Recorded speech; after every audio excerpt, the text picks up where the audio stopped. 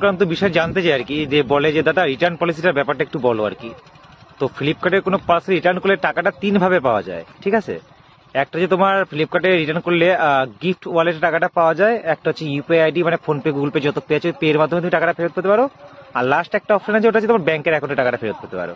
তুমি পার্সেলটা নিলে ধরো কোনো সমস্যা রিটার্ন যখন করবে তখন তোমার কাছে তিনটে অপশন আসবে। তুমি যদি ইউপিআই আইডি দাও তাহলে টাকাটা রিটার্ন হওয়ার পর ইউপিআই আইডি টাকাটা ঢুকে যাবে।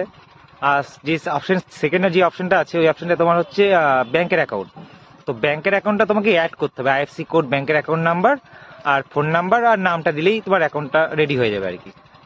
আর তুমি যদি রিটার্ন করার সময় যদি কোনো অপশনগুলো ক্লিকই না করো তো ওটা অটোমেটিক গিফট ওয়ালেটের মধ্যে শিফট হয়ে যাবে টাকাটা। মানে তুমি যে রিটার্ন যদি করো আর কি, তোমার টাকাটা ফ্লিপকার্টের ভেতরেই ঢুকে থাকবে। তো ওই টাকাটা দিয়ে তোমাকে 1 বছরের মধ্যে কিছু কিনে নিতে হবে। এই ব্যাপারগুলো বেশিরভাগ লোকই জানো, যারা নতুন কাস্টমার তারা জানো না, তো তাদের উদ্দেশ্যেই কথাটা বললাম।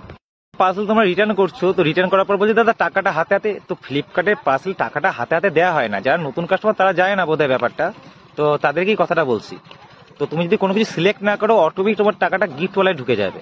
ফ্লিপকার্টের পার্সেল তুমি যখন ক্যাশ বলছো, আমি তো ক্যাশ অন ডেলিভারি অর্ডার দিয়েছি, তোমাকে টাকাটা ক্যাশ দিয়েছি, ক্যাশ ফেরত চাই, তো ওইভাবে হয় না। তুমি যদি ব্যাংক অ্যাকাউন্ট সিলেক্ট না করো আর ইউপিআই আইডি সিলেক্ট না করো তো তোমার টাকাটা ফ্লিপকার্টের ভেতরেই ঢুকে থাকবে। তো ওই টাকাটা নষ্ট না, 1 বছর টাকাটা তোমার থাকবে।